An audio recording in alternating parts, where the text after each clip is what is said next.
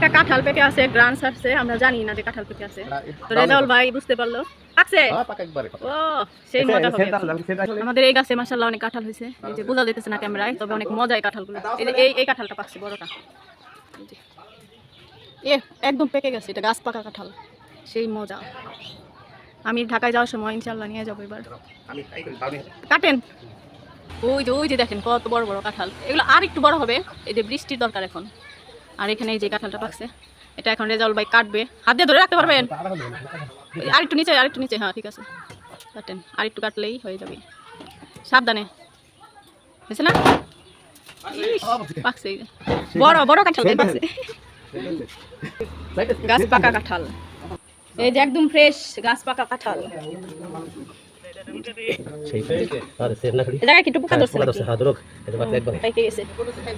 এই যে বড় আছে কাঁঠালটা।